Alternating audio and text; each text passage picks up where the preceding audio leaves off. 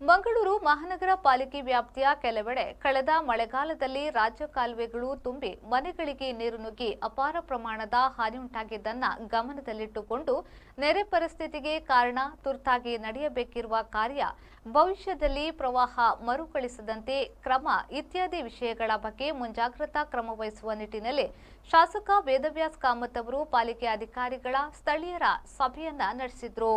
ಸಭೆಯಲ್ಲಿ ಮಾತನಾಡಿದ ಶಾಸಕರು ಅತ್ತಾವರ ಕೆಎಂಸಿ 5ನೇ ಅಡ್ಡ ರಸ್ತೆಯ ಟೆಲಿಕಾಂ ಅಪಾರ್ಟ್ಮೆಂಟ್, ಪಾಂಡೇಶ್ವರ, ಶಿವನಗರ ಮೊದಲಾದ ಭಾಗದಲ್ಲಿ ಕಳೆದ ಮಳೆಗಾಲದಲ್ಲಿ ರಾಜಕಾಲುವೆಯ ನೀರು ನುಗ್ಗಿತ್ತು. ಹಲವು ಪ್ರದೇಶಗಳು ಈ ಹಿಂದೆ ಗದ್ದೆ ಪ್ರದೇಶಗಳಾಗಿದ್ದು, ಇದೀಗ ಅತಿ ಹೆಚ್ಚು ಮನೆ ನಿರ್ಮಾಣಗೊಂಡಿರುವುದರಿಂದ ನೀರು ಸರಾಗವಾಗಿ ಹರಿಯಲು ಅಡಚಣೆಯಾಗಿದೆ ಎಂದು ಸ್ಥಳೀಯರೇ ಹೇಳುತ್ತಿದ್ದಾರೆ.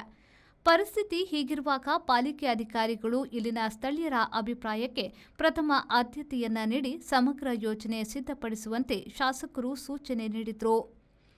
ಹಿಂದಿನ ಬಿಜೆಪಿ ಸರ್ಕಾರದ ಅವಧಿಯಲ್ಲಿ ಸುಮಾರು 75 ಕೋಟಿ ವಿಶೇಷ ಅನುದಾನದ ಮೂಲಕ ಕ್ಷೇತ್ರದ ಹಲವು ರಾಜಕಾಲುವೆಗಳಿಗೆ ತಡೆಗೋಡೆ ನಿರ್ಮಾಣ ಮಾಡಿದ್ದರಿಂದ ಕಳೆದ ಮಳೆಗಾಲದಲ್ಲಿ ಹೆಚ್ಚಿನ ಹಾನಿಯಾಗಿರುವುದು ತಪ್ಪಿದೆ.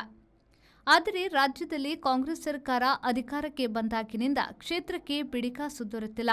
ಹೀಗಾಗಿ ಸಣ್ಣ ಪುಟ್ಟ ತುರ್ತು ಕ್ರಮಕ್ಕೂ ಹಿನ್ನಡೆಯಾಗಿದೆ.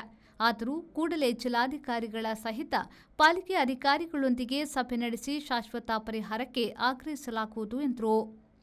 ಈ ಸಂದರ್ಭದಲ್ಲಿ ಮಾಜಿ ಮೇಯರ್ಗಳಾದ ದಿವಾಕರ್ ಪಾಂಡೇಶ್ವರ, ಪ್ರೇಮಾನಂದ ಶೆಟ್ಟಿ, ಕಾರ್ಯಪಾಲಕ ಎಂಜಿನಿಯರ್ ಹಾಗೂ ಪಾಲಿಕೆಯ ಉಪ ಆಯುಕ್ತರಾದ ನರೇಶ್ ಶೆಣೈ, ರಾಜೇಶ್, ಪಾಲಿಕೆ ಎಂಜಿನಿಯರ್ಗಳು, ಬಿಜೆಪಿಯ ಪ್ರಮುಖರಾದ ಲಲ್ಲೇಶ್ ಕುಮಾರ್, ಭರತ್ ಕುಮಾರ್ ಉಪಸ್ಥಿತರಿದ್ದರು. Bureau report, V4 news, Mangaluru.